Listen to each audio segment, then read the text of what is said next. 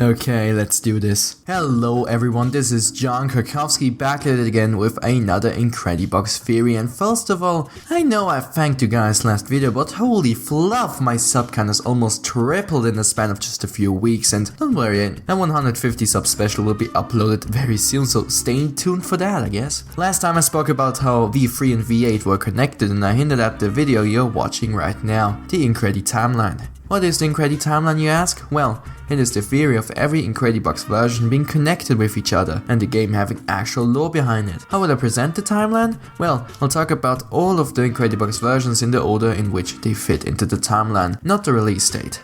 Keep in mind, however, that all of this is speculation, okay? Then let's begin.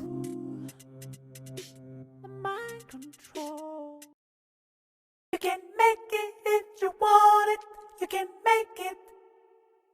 Incredibox version 1 shares its place with two other Incredibox versions at the beginning of the timeline. There isn't really much to say, the characters look normal, the bonuses are nonsensical considering that the style of Incredibox wasn't that consistent back in the day, and there isn't really much standing out from a story perspective other than it having to come before the other versions.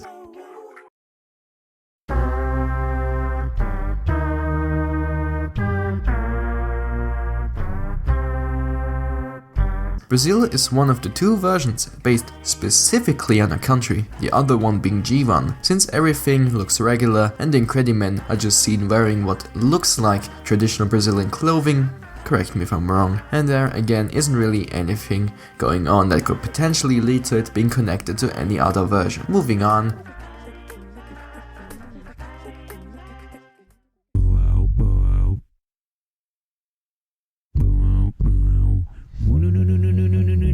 G1 2 takes place at roughly the same time as the other two versions. The same points as with Brazil apply. Normal characters, no story connection, yada yada yada. From these three versions we can conclude that they roughly happen in the present between the years 2000 and 2020. And now, let's get into building the story, shall we?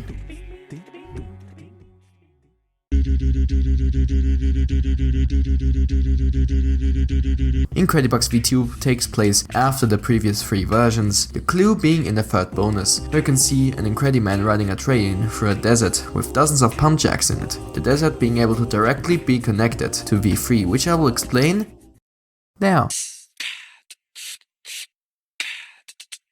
Sunrise happens right after Little Miss in the timeline. Society has advanced to developing electronic gear mounted directly on the Incrediman, here being used to produce sounds normal people being capable of producing. Climate change, it seems, has also taken its toll on the Earth, as we can see in the second bonus, where an Incrediman flies through a desert, looking almost exactly like the one in the third bonus of Incredibox V2. And I think the deserts exist due to climate change, since the oil pumps seen in V2 might indicate the land where they're situated at is being completely robbed of its resources, and also because oil contributes to carbon emissions in the atmosphere, yada yada yada. Point is, the oil drilling and the second bonus of Sunrise seem to be directly linked. I also analyzed the technology used in the spaceships compared to Incredibox V8 in my previous video, another piece of evidence showing that Sunrise happens roughly in the middle of the timeline.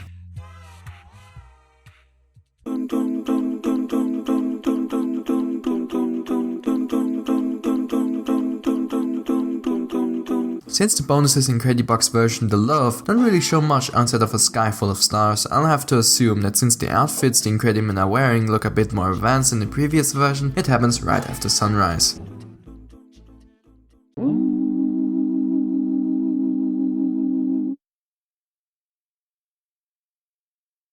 Do and and welcome to Japan in Incredibox version V6 Alive. As I already talked about it in my first Incredibox video, I'll be keeping myself brief here. In the third bonus of Alive we can see VR glasses being installed onto an Incrediman and some triangle imagery later on in the bonus, meaning there are direct connections to Incredibox V8, and since V6 shares some imagery with V8 and technology seemingly being even more advanced than in V4, we can conclude it coming sometime after it.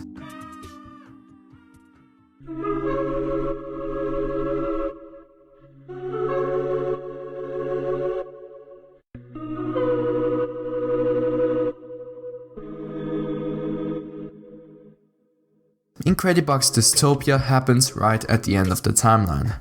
The characters being forcefully put into costumes and roles has already been spoken about in an earlier video of mine. Nothing else here to say. So to summarize the story in a not so few sentences.